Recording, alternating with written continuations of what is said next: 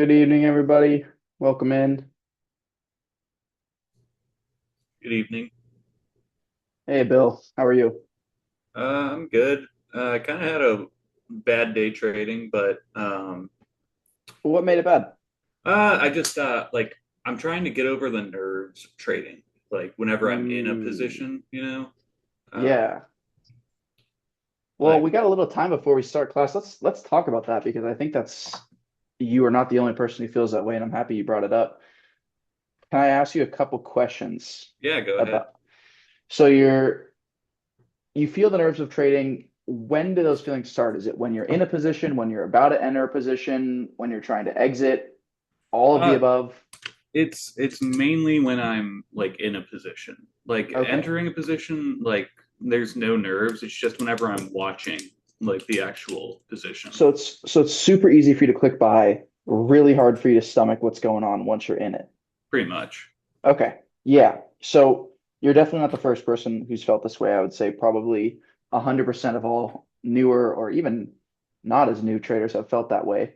When you enter a position in terms of the amount of money you're putting into that position, is it significant relative to your portfolio? Like, for example, if your portfolio's $1,000, is your position size $1,000? No, like I usually try to keep my position sizing like small, like Okay. maybe like let's say like we're doing like QQQ calls or puts, right? Let's say they're 300, I'll only buy one, right? Okay. That's good. So, That's a really good start. And then this might be a personal question. You don't have to answer if you don't want to, but are you generally, I don't want to say comfortable financially, but are you trading with your rent money? I guess is the question I'm trying to ask. no, not at all. Like Okay. I'm like this is just fun money to play with. Good. Okay, good. Really, really good. Okay, that's the right mindset, and that's where you should be at least financially before you start trying to learn how to trade. A big mistake that people get themselves into is that they start trading with money that they need, next week, and really they just turn into gamblers at that point. So far you're checking all the boxes for the things that you should be doing. Um, Last question I have before I start telling you maybe a couple things that might help. What types of trades are you generally taking? Is it like day trades, scalps, swings? Mainly day trades and scalps because I mainly Okay. follow Nando and River most of the Okay. time. Okay. Yeah. So my perspective, I was kind of similar to you, at least at some point in my trading career. I did more day trading and never really scalping, but more day trading at a point. Um, and I never had the stomach for it. I was always kind of similar to you, where, when I was in a position that was so volatile, when you're day trading, those contracts can be up 20, 30, 40, 50% in a matter of minutes. It just didn't really work with me mentally. I'm the type of person who doesn't really want to rush into things, and I really want to be calculated and take my time. And when I'm day trading, I just felt like that wasn't possible for me to operate in that manner. Um, which isn't the only reason why, but one of the reasons I transitioned more to swing trading and longer term trading because it just allows me to have more confidence in what I'm doing and be a little bit more patient and kind of slow and calculated. Where when you're day trading, you really got to be quick. You got to make decisions very quickly, um, which is fine for plenty of people, and it's super possible for plenty of people. But I think one thing maybe that's contributing to some of your, I'll say, fears is that since you're following other people, just like many other people in here, you might not have a full picture or vision for the plan with that trade before you enter it. And let me elaborate a little bit more, and then I'll get your thoughts. Um, when you go into a trade with a plan, right, you know exactly where you're going to exit, you know exactly what the risk is, right? When you enter a trade with a plan, you should know, okay, here's where I might stop out, here's where I'll have to take profit. So you're getting a picture for what could go wrong, what could go well, and you have that in your mind before you even click buy. At least you should. And when you're following others, that isn't always the case. Now, thankfully, with people like River and Nando, both of them, you could ask them, hey, what's the plan? Where are we going to stop out? Where are we going to take profit? And one way that you could give yourself a little bit more peace of mind is mark those levels on your chart and set a couple of alerts, right? So, for example, if River tells you, let's just say, for example, we're shorting the highs, at 688, right? And we're going to stop out if we set a new high, 5 minute close above, and we're going to take profit, maybe down to the 687 right here, right? Mark those levels on your chart and color them. So, for example, this is maybe your red line, right? This is going to be your stop. If we close above that level, we're going to sell. and this is going to be maybe your green line, right? If price moves down to this level, we're going to take profits. We're going to sell some of them. Um, that alone, just being able to visualize, where on the chart you need to care more and where you can kind of care less helped me a lot. And I can't say if it'll help you or not, but and especially when you're scalping, it's harder to do this. But if you're day trading, maybe it's a bit more possible. If you got a couple hours, set an alert, right? Right click create an alert. If the price goes at or above your stop, you're going to get a notification on your phone, on your computer, and then it's time to stress a little bit. But once you're in between your stop and your take profit, there's nothing to do as a trader. Um, and once you're above your break even and you're in profits, set that stop at break even. If you're 10, 15% in the green, set a stop at break even and really just relax. And I know it's easier said than done, but being in profits is the best position to be in as a trader. So anyway, I know I kind of rambled a lot at you, but what are your thoughts? Did I mention anything that you're already doing and you're like, yeah, I know this, or yeah, what are your thoughts? Yeah, I thought all that was good.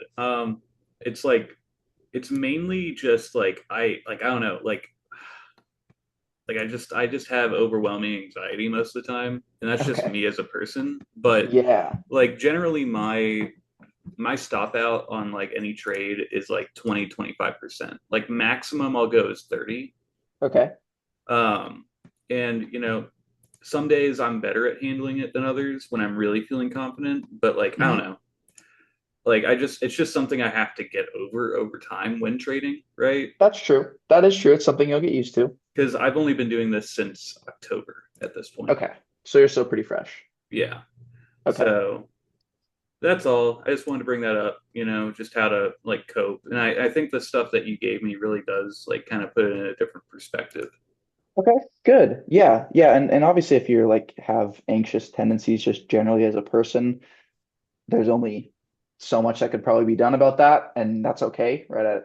I, I'm not going to give psychological advice. I'm certainly not qualified for that. I'm sure you have people in your life that could help you far better than I could. But yeah, as far as trading goes, I like to do my best to have a plan going into things because I certainly have been in your same position where I was just stuck staring at the chart and you're going to have a little bit of discipline. And, when you're in a trade that's maybe not a scalp, just look away for a little bit, go do something else, read a book, step away, walk, do something other than just stare at the chart because staring at the chart isn't going to help the trade work. You Yeah. can only wait. It's not in your control. And some of the best advice I ever received is you can't trust about things that you can't control. All you can control is your entry and your exit. So you just wait for that to happen. And whenever one of those comes into play, you do something. All right. Well, thank you. Thank you so much. Cool. Yeah, and great question, Bill. And I appreciate you bringing that up. Feel free to DM me at any time too. River obviously would be a great resource as well. Same with Nando, since this is their trading style more than mine. Yeah, And I'm for sure you're sure. you're not the only one that feels this way too. So anyway, don't don't feel alone in that battle too. All right. Thank you so much. Cool. Yeah, thanks for being here. All right. Starting a little bit late here, but I felt that that question from Bill was kind of important, and I'm sure some of you have felt that way too. So, yeah, let's get right into it, everybody. Decent group here tonight. Definitely some familiar faces, so thanks for being back this week as well, everybody. Tonight we're on lecture 8, which is all about patterns. I think you guys know the drill at this point. We got a couple goals that we're working through on our beginners course series. I know we have a few people in here tonight who aren't beginners. I see JT, I see Scotty in here, and I know these guys aren't beginners. They've probably been through the whole course series already themselves, and they're just here to, try it again. So I appreciate you guys being here as well.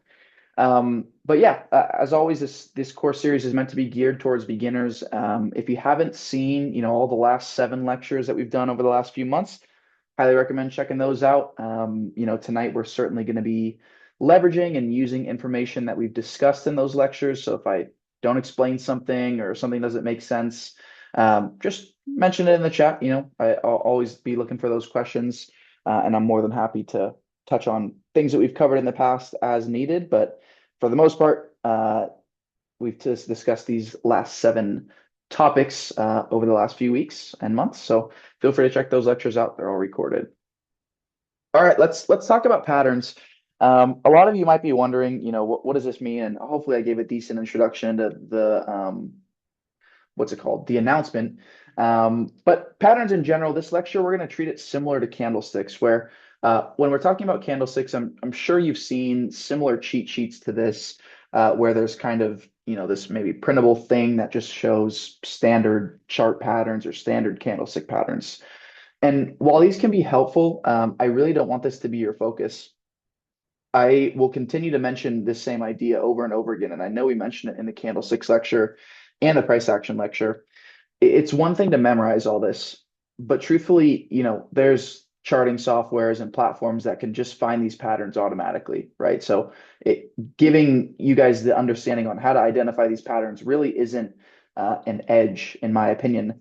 Obviously, it's important to know about them, but as always, the deeper meaning behind all of these is going to be what matters most, right? Understanding what it means when a stock is consolidating, understanding what it means when a stock has a big rally and a how do I want to say, a shallow and tight pullback, right? Which is two definitions of maybe this rectangle and flag pattern. So really understanding why these patterns matter and might be bullish or bearish is much more significant than, looking at this and saying, okay, that's a flag. Yep, I know it now. So that's really going to be the focus of this lecture. And we will still talk about the basics of identifying these patterns as well, just like we always do. But I want to continue to have that same kind of emphasis that we want to understand why these patterns matter and why they are the way they are, rather than just simple memorization and being able to identify them very quickly on a chart. Cool with that, everybody? Should be similar to the candlesticks lecture as well, so it shouldn't be too much of a shock. Cool. All right. Yeah, let's do it. So first pattern is going to be this symmetrical triangle. And again, names don't matter too much. Obviously there, if you want to look it up, it'll be important, but um, yeah, not the most important thing ever here. So this is going to be the symmetrical triangle, and very generally, it represents a consolidation, right? You can see as we continue throughout this symmetrical triangle pattern, we have lower highs and higher lows, and you can kind of see that drawn out in the line variation as well, right? All we're seeing is really tightening price action. And the way this was explained to me a long time ago is it's almost like a spring that's starting to get compressed and compressed and compressed, right? If you remember, these swing highs and swing lows are created by that tug of war between buyers and sellers. That's that auction market process that we've always talked about and kind of how the stock market works, right? It's a consistent battle between buyers and sellers. And in this specific case, as this consolidation continues on, we're really seeing both buyers and sellers become less and less interested, right? And the way we can think about that visually is, let's just use this as our initial reference point for a high, right? This red bar here at the top left of the triangle. And let's use this as our initial reference point for a low, this red bar right here at the bottom trend line. Once we come up to that first swing high after this swing low, right, you'll notice very clearly that it is lower than the previous high that we made, right, also known as a lower high. And then same thing for that next low that we make, right, is a higher low than the previous low that we made. And really what this represents is almost a loss of like energy, or I'm trying to think of synonyms here, like enthusiasm for a given stock, right? Really, it's just people starting to sit on the sidelines a little bit more, right? We're not really trending anymore. Really, this is just a range, right? Price is starting to just do nothing and compress tighter and tighter. And there could be many reasons why a stock does this, right? It could be, there's a big event coming soon. It could truly just be that, both buyers and sellers have determined that this is generally a fair value, and it won't really move significantly until there's some fundamental reason for it to do so. There could be plenty of reasons for a stock to start doing this, but one of the most generally accepted principles around a consolidation similar to this is that the stock is setting up for a move in one direction or another.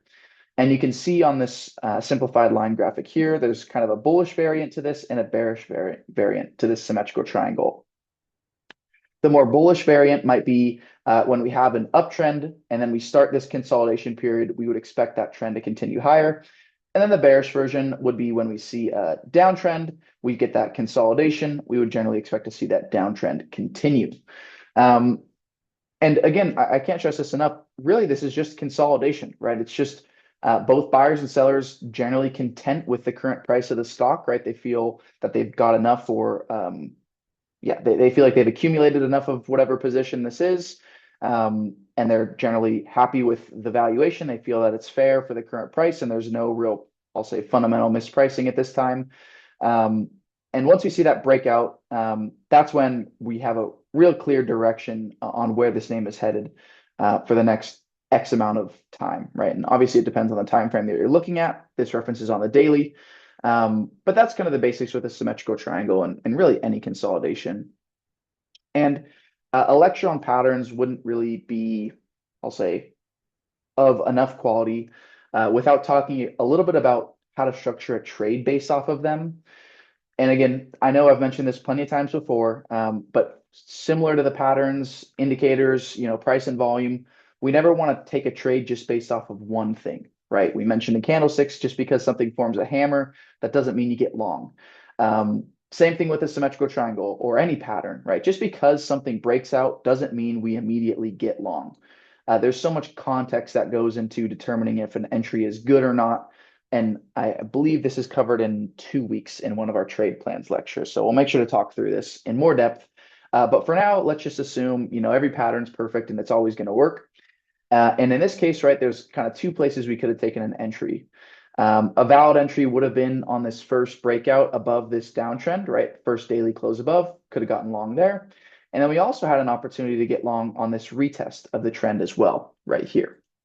Your stop loss in general is going to be some kind of invalidation of this breakout. So in this specific example, I put a stop on a close below the previous day's high, right? That's one way you could structure it.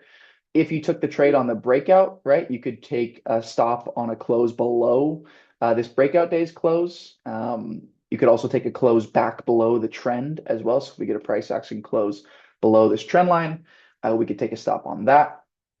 So there's a couple of different ways to define your stop loss, and also a couple more different ways to define an entry that we don't even have pictured. But this is just to kind of get you thinking about how you might define a trade plan based off of this sort of pattern. And then again, right, thinking through the rest of the plan, we have some potential profit targets as well. To keep things real simple, I have that first target just directly lined up with that lower high that formed that symmetrical triangles trend. And then another profit target at that initial swing high, sometimes correlates to a 52-week high or an all-time high. And in this case, I think it did for Apple, but not super important. Either way, right, these profit targets are corresponding to these previous highs that help us develop this symmetrical triangle pattern. So this would be a reasonably simple trade plan that you could put together just based off of the symmetrical triangle, right? You have entries on a breakout or a retest of the break. You have a stop loss on some kind of price action close back within the pattern, and then profit targets on the previous swing highs that were created within the pattern as well. So just kind of a simple trade plan there, but that's the basics of the symmetrical triangle. And again, the thing that I really want to drive home about this is something that is represented in a lot of different ways. And I'll just pull up the chart just to show you some different ways we see patterns like this come up. Fastly is a really fascinating one recently that kind of caught my attention. Fastly is one where, you probably could draw, if we zoom in on maybe the hourly time frame, you could definitely draw some kind of symmetrical triangle here. And if we zoom back out on the daily, now that we've gotten that precise, you can start to see how context can really play a part in one of these breakouts being successful. And I just want to talk through this because I think this will be more insightful than anything else we could talk about while looking at the PowerPoint. Um, so Fastly recently had, an excellent earnings report. This name accelerated something like, wow, is that serious? Wow, it moved 70% in one day. I didn't realize it was that big. So stock moved 70% in one day. And Fastly is an established company. They've been around for at least a couple of years on the publicly traded markets. They've been through a lot, as you guys can see. But recently, excellent earnings report, right? The stock moved 70%, and this isn't some penny stock. This is a real business with real revenues, real expenses, et cetera. It's not just some random business. So when we see a name accelerate 70%, automatically that should be something for us to pay attention to, right? Clearly, this name is strong. And we've talked about in the past how names that accelerate this quickly, it's like a elephant in a bathtub, right? Large institutions can't hide when they're making significant purchases. Fundamentally, it's just impossible, right?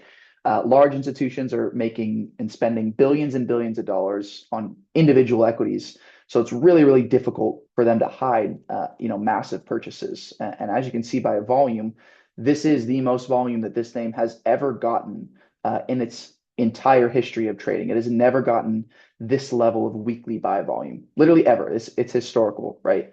And we talked about how that in price action volume, in the price action volume lecture, can be so significant.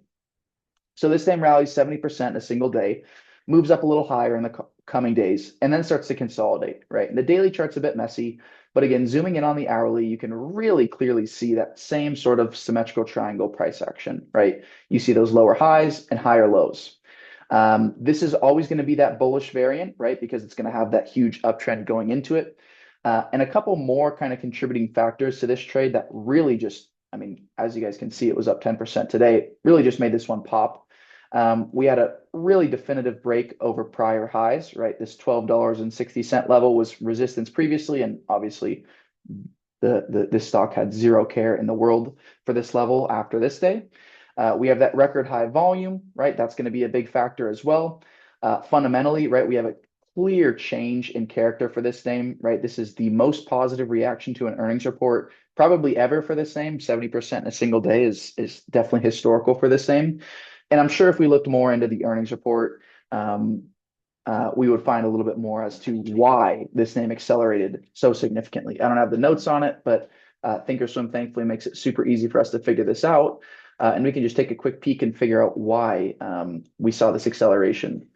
So they guided significantly higher over expectations on the earnings per sale side. Sales guided about 5% higher as well for the next quarter. Let's see, their overall revenue, so the top line, huge guide higher, and the bottom line as well, almost double expectations for the year. So long story short, I mean, they just blew expectations out of the water for this report, right? So that's going to be another confounding factor as to why this trade should continue higher and why something as simple as a symmetrical triangle, it turns into something a lot more quality, right?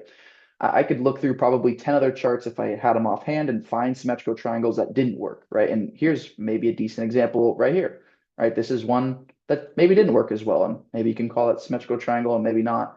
We'll call it one for today, but you can see how this one was not nearly as clean. You have everything that you would expect for that bullish variant of a symmetrical triangle. You have a failed breakout here, and then eventually it ended up breaking down and dropping significantly. So two very similar setups, right? This was also post earnings. One just didn't work out, right? And that's something to pay attention to, right? It's not always going to be perfect. In this case, we don't have that same record volume that we did. And obviously earnings wasn't quite as strong as we saw this quarter. So anyway, that's just an example of kind of my thought process when I'm identifying patterns.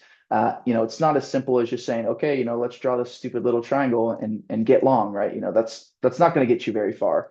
If you could draw triangles and flags and crap like that, and be disgustingly profitable, institutions would catch on real quick and would take the opposite side of that trade every single time, and it would never work for you again. So your edge really comes from multiple confounding factors, not just identifying patterns. But absolutely, right, a pattern in this case is absolutely part of helping us define a really, really high quality trade. Right here, we could have very easily gotten long on the hourly close above this prior swing high and also the trend.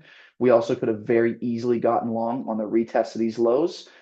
Today at open, we retested these same lows, I mean, literally perfectly. So anyway, this is a longer example, but hopefully this helps and kind of expands the horizons of just simply identifying patterns. I feel like I rambled a lot on that one, so I want to take a quick pause. Thoughts, questions, concerns? What do you guys think?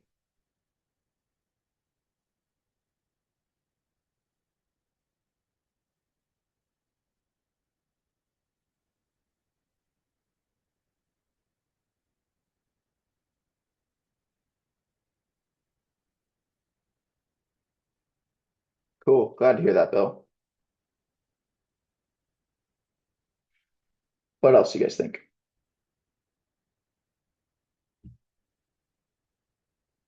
Cool. All right.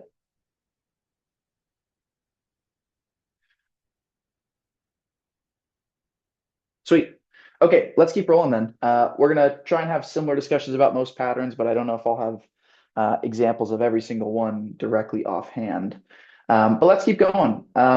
So yeah, that's the concept of the symmetrical triangle. Here's an ascending triangle, right? And hopefully, just as looking at this, you'll probably start to get a picture of the deeper meaning just by seeing it now that we've been talking about it so much.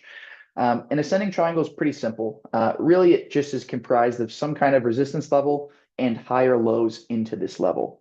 And my favorite way of explaining this one is, I guess this example's hard. I don't remember if I have a descending triangle. Yeah, let's focus on that because that's a little bit easier. This is just an ascending triangle, but flipped. And my favorite way of thinking through this example is almost like a basketball bouncing on the ground, right? If you initially drop a basketball, it's going to bounce, X amount of feet. And if you just let it bounce continually undisturbed, it's going to get lower and lower and lower and lower until eventually it stops bouncing, right? And the reason I bring that up is because that's really an analogy for the strength of buyers or sellers at this horizontal level, right? In the case of the ascending triangle, the first time we come to this level, sellers are pretty strong, right? They make a big push lower. The second time we come to this level, sellers are a little less strong, right? They make a less of a push lower. And then finally, the third time we come to this level, we break above it and sellers are nowhere to be found, right? And it's a similar story on this descending triangle as well, right? The first time we come to this level, we get a huge bounce from buyers. The second time, a little less. Third time, a little less. Fourth time, there's nobody left to buy. And a lot of the reasoning behind this is generally attributed to people who have like limit orders sitting at these levels. So, for example, big funds may want to be buyers of Amazon at 33.12, right? So they have a limit order to buy 100,000 shares. And the first time they get filled on maybe 50,000 shares. Then the second time, maybe they get filled on 30,000 shares. And then the third time, the rest of their shares are all filled. So the fourth time we show back up at that level, there's nobody left in the room buying, and we just break below it. And that's illustrated by those lower highs in the descending triangle example or higher lows in the ascending triangle example, right? Really, all we're seeing is the weakening of buyers or sellers at a horizontal resistance level. That's it. So it's pretty straightforward. In terms of identifying this. And really, the most important thing to realize is that all we're seeing is the strength of buyers or sellers in real time, right? That's all these patterns are showing us, is they're just showing us, okay, buyers are, in this case, um, generally consistent, right? We're seeing each low get bought. However, sellers are weakening, right? Sellers are slowly and slowly dissipating in the market for this asset. And let me see if I can pull something up just quickly, see if I have anything offhand. Maybe this one is decent. Not really what I'm looking for. I guess it's okay. It's a little messy, but we can try it. Um, so let's just take a quick peek at this guy real quick. So Sienna is a name that I traded a few months back and ultimately got stopped out before the bigger run, which kind of sucks, but it happens. But anyway, here's kind of an example of an ascending triangle, and it's pretty messy, but you could kind of get the idea, right? We have this horizontal resistance level that we had a fake breakout over, and higher lows into that level, right? And you can see eventually, once we crack that level, that's when we really see buyers in full control and a real nice uptrend higher. Let's see if maybe there's another decent example. No, not really. Okay.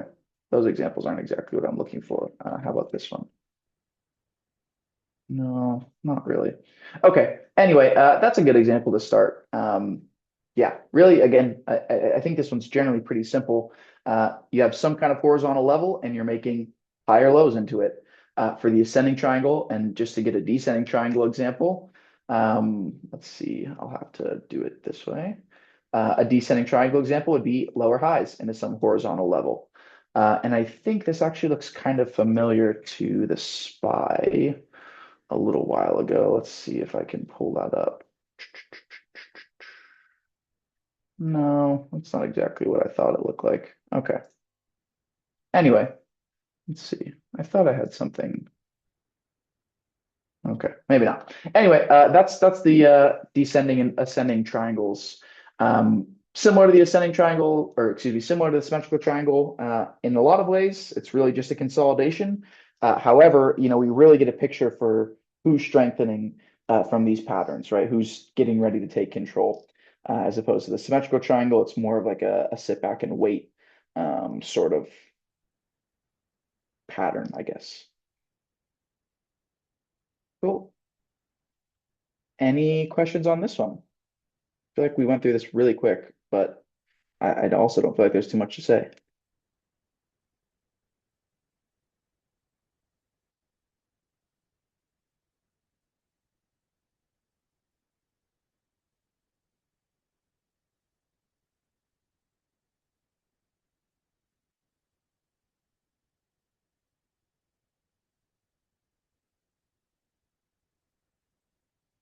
Cool. No questions so far? Feeling all right?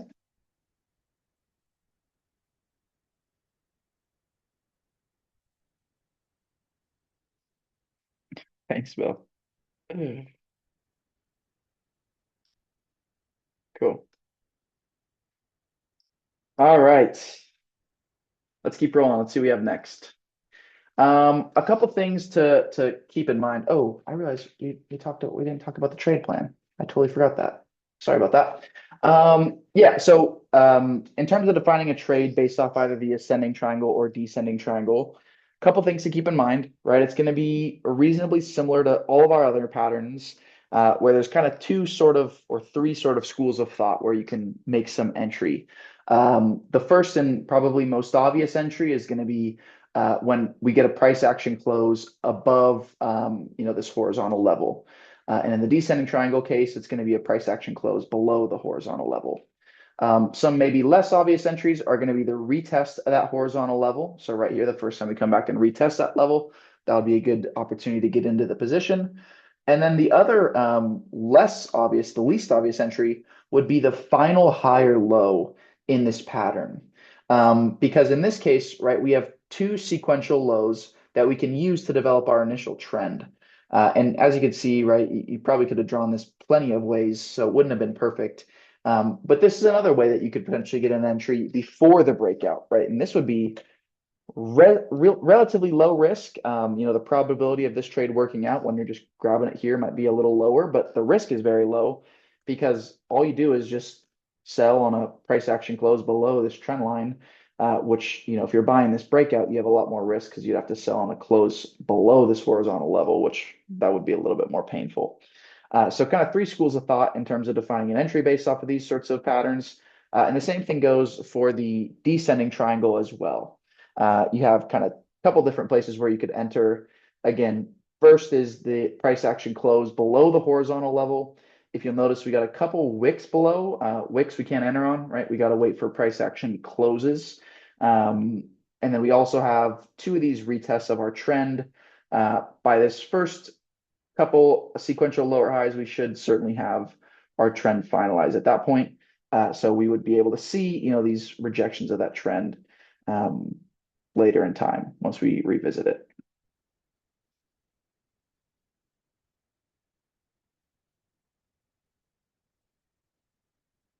Cool.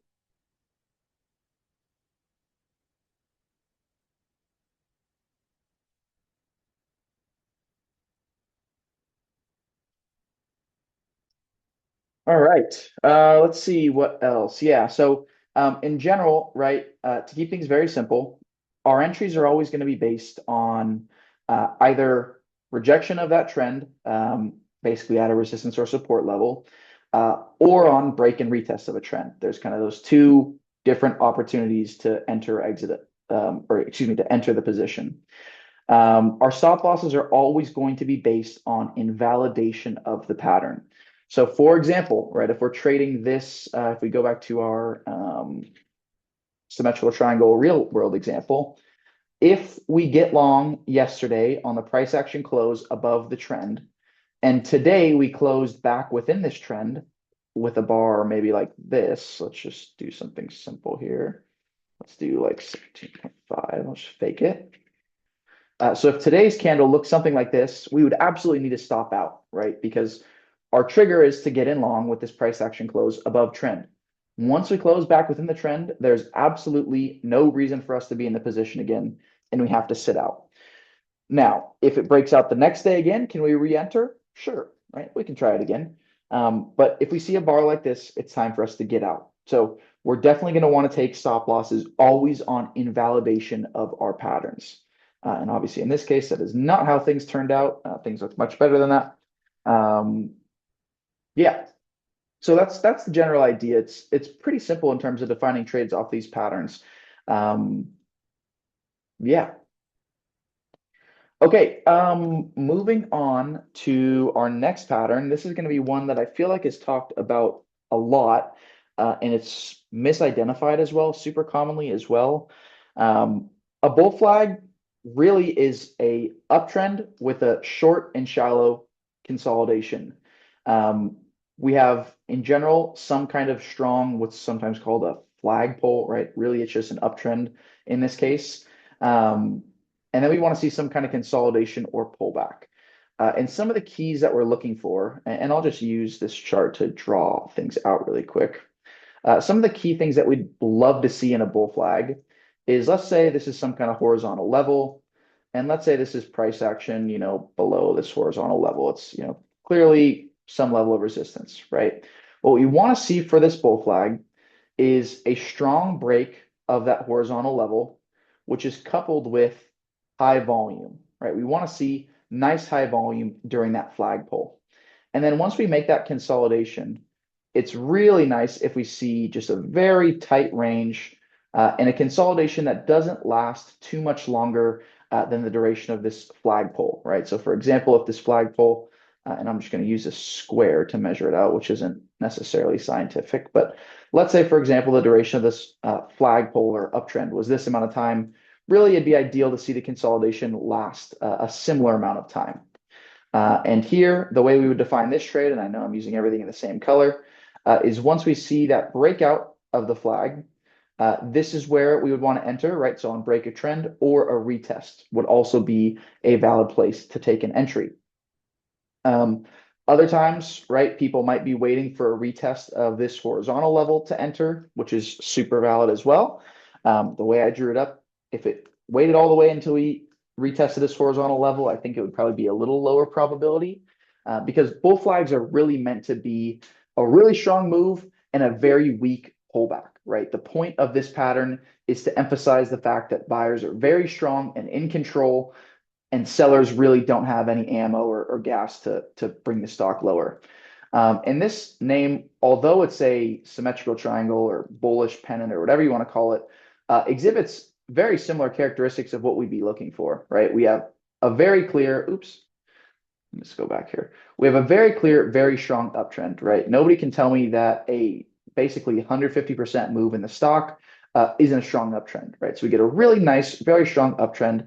And then as far as volume goes, we don't see any super notable selling volume, right? Really, this one day we get some above average selling volume, but outside of that, right, the selling days aren't really red flags. Compared to these 2 days of buying, right, when we see this amount of selling, it's very insignificant compared to the amount of buying that's been done, which also helps to continue to justify the fact that this is a really weak pullback and there's really no sellers present at this point. And SNDK is probably a good example of that, at least now. No, not so much. So this is an example of maybe a less ideal setup. We have really above average selling volume right now in this name, which means that, maybe this is actually setting up for a top rather than a continuation, but who knows? Okay. Um, let's see if I can think of any other bull flags. I'm trying to think of just real strong names right now in the market. Let's see if I have anything offhand that I can pull up. Let's do maybe bear flags actually would be easier. Um, Bitcoin is a decent example. This bear flag was maybe a little bit longer than we would have wanted to see. It's kind of right at the borderline of what I might call a bear flag, but this is very similar example, right? So we have what would be considered our flagpole here, and then what would be considered our flag right here. Um, and in this kind of flagpole section, right, we have a very clear, very obvious downtrend. And in this downtrend, we broke plenty of key horizontal levels, right? We broke down these prior lows, these prior lows. So clearly bears were in control here. Then we get a really generally tight consolidation for this name, a name that moves an average of 4% in the day, a consolidation of about 10%. It's really the 2 days average move. That's not too loose. And what we see here is just very weak buying action, right? After this amount of strong selling, we're not really seeing a significant amount of buyers step into the marketplace at all. And eventually we get a breakdown in this area here, which would have been a potential opportunity for a short. It would have been really hard for me to short this day here personally, just because you see that it kind of broke down and then reclaimed a little bit here. And this looks like a pretty good reversal. So I personally probably would have got stopped out here. But either this day on or this day on these price action closes, that would have been pretty solid opportunity to get short once again, once we see those sellers kind of step back in. And if you were still scared, once you see this high volume breakdown, obviously, the momentum's lower here. So that's an example of a bear flag, right? Really conceptually, again, all it is a weak bounce or a weak pullback. That's it. Strong move one direction, very weak bounce, very weak pullback. That's always going to be a continuation pattern, right? That's a characteristic that we're going to look for when we expect the market to continue in that direction. Um, yeah, I guess that's all I have to say about that. Any questions on the bear flag? How can you tell if you're trading continuation versus support on a bear flag? I guess I don't fully understand the question always. Is there a way that maybe you could reword it? I don't think I fully get it. Or you can feel free to hop on the mic and talk me through it.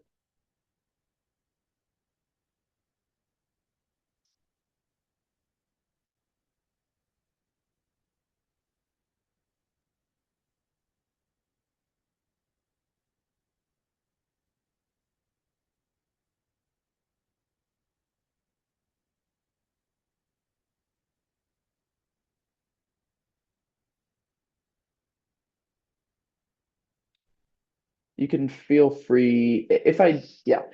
Okay, wouldn't you be typically shorting at support on a bear flag?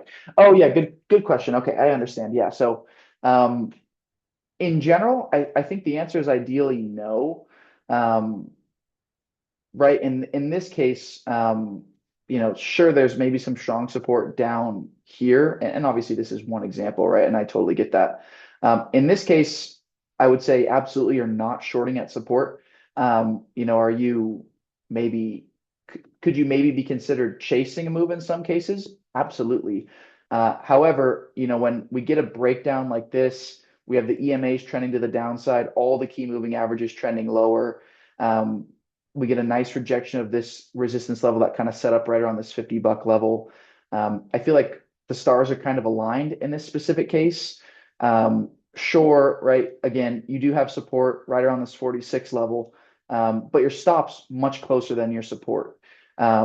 Right. In this case, your stop is really a close back above maybe 51, 52-ish, where your first real level of strong support is at 46. And again, this is one example, and I totally get that. Um, but in this case, I would say you're absolutely not shorting any strong support, right? 10% of room before you make it to support is certainly very viable for a trade. And that's why you trim as well, right? Probably you would want to take some of the position off at this first, maybe intermediate support. Probably would want to take some more or maybe all of the position off at this next level of support. And once we see that us come into this longer term level of support, you might end up all out of the position with maybe just a few runners. Um, yeah, the nature of bull flags and bear flags and trading them, certainly you are absolutely trading after a strong move. But sometimes, that's the nature of many people's trading strategies, right? Sometimes plenty of people will let larger institutions kind of show their cards and lay it all out on the table, and then hop on the train with them. And bull flags and bear flags can be great opportunities to do so, right? After a really strong move higher, a bull flag can be a great point of entry. After a really strong move lower, a bear flag could be a relatively low risk point of entry. I'd make the argument that it's a lot easier to enter after a move like this when we see this kind of consolidation, as opposed to just entering on one of these days randomly, right? Because if you're just shorting, the move lower as it was moving lower, it'd be really hard to define your risk. you'd probably be really sensitive to stop losses as well, just because you're in a really aggressive move. And when you're shorting a breakout or a breakdown in this case, your stop has to be a lot wider to accommodate for that. But once you get some consolidation and a little bit of tightness in price action, it does allow you to tighten up your stop a little bit to give you a really well-defined trade. Um, anyway, hopefully that wasn't too much of a ramble, but does that kind of make sense always? And does that help a little bit? If not, maybe we should DM too and talk a little bit more or hop on a call at some point.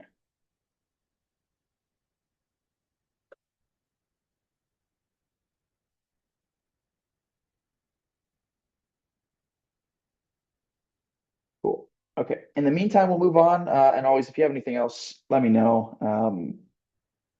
Yeah. Cool. Okay. Let's keep going. We talked a little bit about the bear flag. This also has examples for a pennant as well, which is really just a symmetrical triangle. So we're not going to focus on that too much. I have a couple questions, but I don't want to cover those now. I think I want to focus more on the charts instead this time, like we have been. Um, Last one, and I think this is one that Nando likes to trade a lot and likes to talk about. This is going to be the head and shoulders. To put this very simply, really, a head and shoulders is the first sign of a reversal in a trend. You could think of this shoulder and head as a set of higher highs, right? We have one high and then a higher high. Then the second shoulder is that first lower high. And we talked about this in our trends lecture, I think it was last week. That first shoulder, or that second shoulder, I should say, is your first warning that a reversal may be taking place. Um, and here's another example with candlesticks, right? We have two lower lows, right? So one lower low and another lower low. This is not looking good for bulls, right? However, we set this first, in this case, we set a lower or higher low here. That's that first sign that, okay, maybe the trend actually is reversing here and we're no longer in a downtrend. And obviously, once you get the breakout above what's called the neckline and set a higher high, that's going to be a confirmed reversal. And in this example, we got a really nice, almost $7 move higher before it looks like we gap down into the next day. Um, but that's kind of the nature of the head and shoulders. It's rather rather simple. It's really just a change in trend.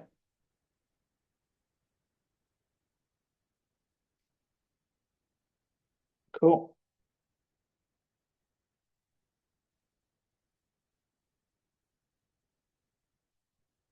All right. Another more kind of, I'll say, niche pattern, one that we've been seeing a little bit less, at least one that I've been paying attention to a little bit less, is this cup and handle pattern.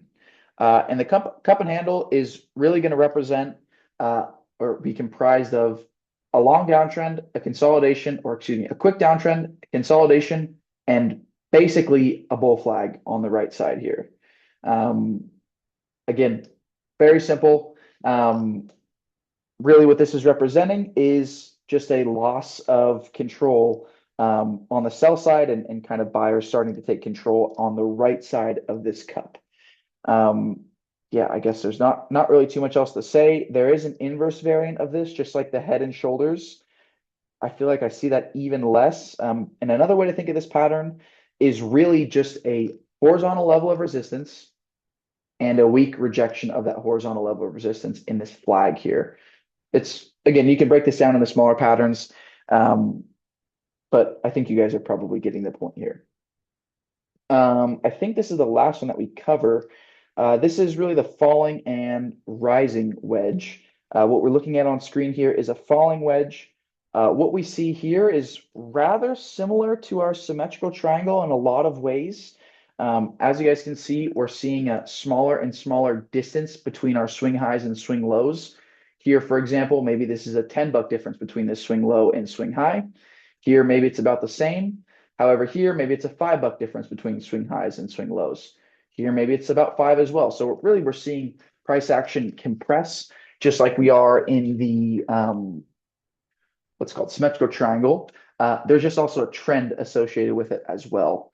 And really, these falling wedge and rising wedges are meant to be associated with almost like climactic price action or turning points in price where um, sellers or buyers start to run out of steam, which transitions into a reversal.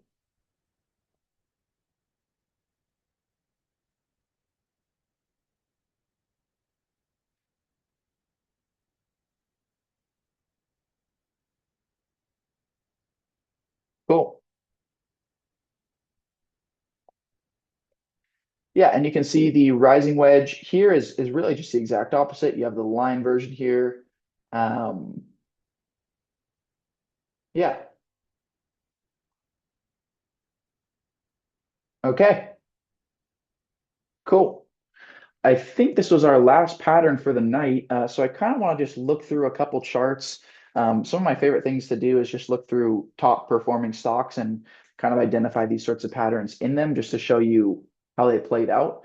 Um, I'm going to start with SanDisk just because it's up 2000% this year, and nobody can argue with me that this is absolutely the most powerful and strong stock in the market so far this year. At least it has been. And let's just walk through some of the patterns that we saw here, and clearly what ended up being a very high quality stock. Um, this was one of the first breakouts in the name, just to kind of zoom you out and give you context. We're going to be looking here in this region right about here. This was right when it really started to get moving. And obviously, it's done so much since then. And let's just take a quick peek at some of the patterns that we saw develop in this time frame. So first and foremost, right, we have what maybe you could consider to be some kind of symmetrical triangle develop here, right? Maybe you could call that a symmetrical triangle there at the end. Really, I wouldn't even really call that a pattern. I don't think it's important to give that a name. But we have a really nice breakout of all-time highs, or at least recent swing highs, right at that 40 or $50 level. Then we have all-time highs here, right at 58. Let's just get this going right at 58. So the first thing to pay attention to is two incredibly strong breakouts of prior resistance, right? Here we can see clearly sellers were present at this resistance level in the past, and we absolutely blast through this swing high here. And we also blast through 52-week highs or all-time highs in this case with what looks to be record buy volume, almost record buy volume. Either way, very high buy volume. And then after that, you get basically, I don't know, what is this? Almost 15 to 20 green days in a row. I mean, you can't find many examples of a stronger breakout than this in the market. If you can find me another large cap name with 15 to 16 green days in a row like this in the last year, I'd be very impressed because I'm not aware of one. So this name from the start was giving us all the signs that we needed to know that this was clearly a very strong breakout. Again, elephant in the bathtub. We get this first, maybe what you could call a bull flag, very short bull flag here. And this would be really hard to trade, but certainly it's identifiable. Then we get maybe what you could consider to be a bull pennant or a symmetrical triangle. Two ways to trade this. Obviously, you could get long this breakout, right? If you long that breakout, you would have gotten stopped out the very next day, which is fine, right? You should be ready to do that because not all these patterns are going to work immediately. Um, if you didn't long this breakout and you waited for a retest, you would have got in right here. Or if you re-entered after stopping out, you would have got in right here at 320, and you would have been able to hold this basically until this day. Once you get a big red bar below all the moving averages, right? So really nice gain on this entry, right? That would have given you, even if you just held it, no trims, 50% on equity alone. I don't even want to think about what options would have done. It's probably disgusting. So there's kind of your first pattern that you could have traded. Next one, very obvious ascending triangle, right? You have sequential higher lows and a horizontal resistance level. Multiple ways to trade this one. You could have got long the third higher low. It happened to coincide directly with the 50 simple moving average. You could have got long the first breakout here. You would have actually gotten stopped out of this one, unfortunately. This one was a little less clean. Depending on how you draw this horizontal level, there's actually potentially a couple different ways you might have even fully missed out on this breakout. or on this retest as well. Because even if you traded the retest, you'll notice it kind of undercut a little bit. Me personally, typically my stop is going to be based on the moving averages, just because patterns can be so subjective sometimes. And it looks like this just barely squeaked out a close above the 10 moving average, which would have kept me in the position on this specific day. Let's see, I'm trying to figure out if that's true or not. Closed 237. Yeah, it closed literally a couple cents above the 10 simple or exponential moving average. So there's another example of a pattern that we could have identified, and again, one of the strongest stocks. And now there's no way to argue that it is absolutely setting up a symmetrical triangle. Um, the problem is that it actually might be breaking down. We have a failed breakout here, and now what looks like a potential breakdown today. This isn't meant to say that the top is in by any means. As you guys can see, these things can certainly fake you out, as they had in multiple occurrences on this given name before.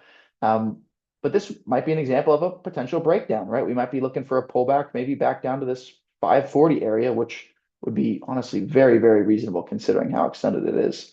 Um, so yeah, this is just a couple examples. Again, I cherry picked the strongest name in the market, but it just goes to show how some of these patterns present themselves, right? We could look at plenty of different charts. I could pull up a completely random watch list. There we go, defense.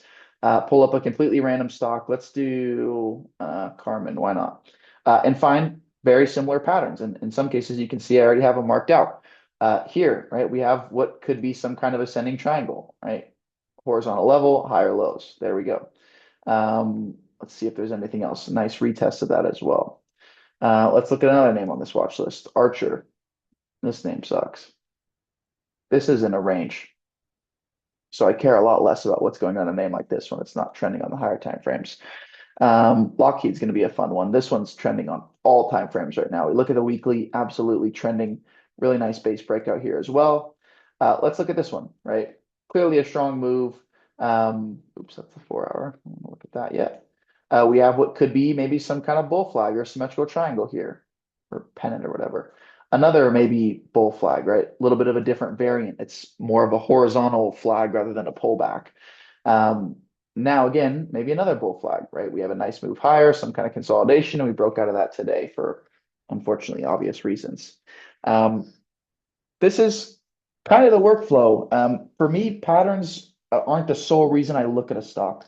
Patterns certainly help me identify quality entries in names, but I'm never going to define a trade idea strictly based off of patterns, right? Because patterns in general don't have a very high probability of success. I think in general, most patterns have like less than a 50% probability of working on their own. But when you couple that with strong names, with strong fundamentals and other confounding factors, right? A name that's trending above or below the moving averages, a name that's trending on the higher time frames, and the lower time frame trends coincide with that trend. You have, maybe strong earnings, maybe you have a strong trend, maybe you have a strong fundamental reason to be long the name, like it's a powerful theme, like nuclear, data centers, etc. That's when you start to get all the puzzle pieces together, which really help form a much more quality trade than looking for a pattern alone. So anyway, that's kind of my spiel on patterns. Before we wrap this one up, what are you guys' thoughts?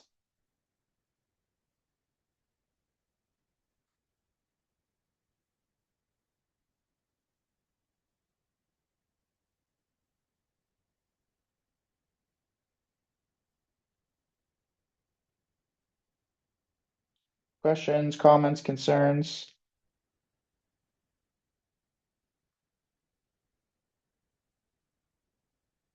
Cool. Which one's my favorite? Probably a variant of bull flags, which is generally referred to as high type flags. Like technically, Fastly isn't probably a symmetrical triangle or a bull flag, but it's a high type flag. And a high type flag is going to be a bull flag that has an especially powerful move going into it and a really tight range after.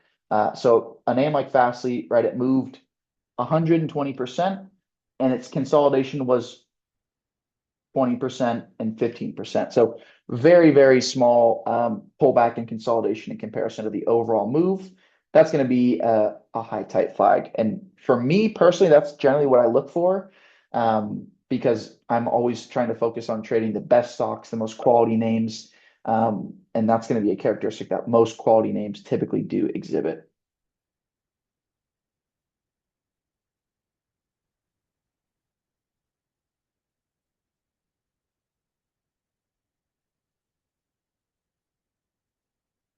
Cool.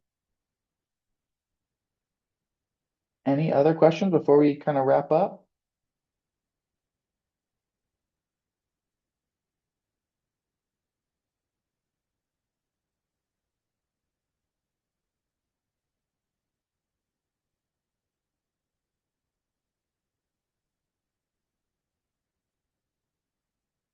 Cool. Yes, homework. I got you, Bill. All right, let's get to the homework. Well, just to recap, today we talked a lot about different patterns, just some basic ones, nothing too crazy. And we talked a little bit about developing trade plans based off of them, easy ways to define entries, exits, etc. And then for you guys in the future, just another part of the potential homework, looking at some more patterns that we didn't talk about tonight. There's plenty more that we didn't cover. I'm sure you could pull up just a quick cheat sheet and learn a little bit more about some of the things that we didn't discuss. So definitely check those out if you want to be exposed to a few more. There's only so much time that we have and can cover in a night. So I'm hoping again for your homework tonight, you will find two chart patterns on any stocks. And I guess I didn't really explicitly say which types of patterns were continuations and which were reversals, but I'll leave that up to you. If you have any questions, please ask me. But just to say it, reversals would be things like a head and shoulders where, the trend changed throughout them. Um, a continuation would be things like a bull flag where it obviously continued. So I'm hoping you can look for, thanks, Scotty. You can look for, what's it called? Um, a full trade plan in a couple different charts. So identifying your entry, your stop loss, and one or two or three price targets. And another exercise would be to calculate the risk to reward. And in order to do that, what you're going to have to do is determine how many dollars away your stop loss is from your entry and how many dollars away your profit target is from your entry. And the goal for that is for you to understand, the ratio between the amount of money you have at risk versus the amount of money that you stand to potentially gain. And that'll help you understand a little bit more about the viability of different trades and maybe ones that are more lucrative and others that maybe are things that you should stay away from. So as always, feel free to send these to me via DMs. I think I just saw one homework come through like last week, so I'll have to take a peek at that or last minute. But yeah, that covers everything. Next lecture, we'll talk a little bit more about the sectors of the market. And in this one, we're going to dive a little deeper into specific themes and understanding why these can be so important to identify. We've alluded to it plenty of times throughout the beginner's course series and other classes. So that one should be a pretty fun one and a little different than our previous beginner's course series. Um, so yeah, that's everything for us tonight, everybody. As always, appreciate your time and being here and your questions. It's not the same without you all. So yeah, that does it for me this week, and I will see you guys all next week. As always, thank you guys. Appreciate your time. Feel free to send me any messages if you have anything. Adios, everybody.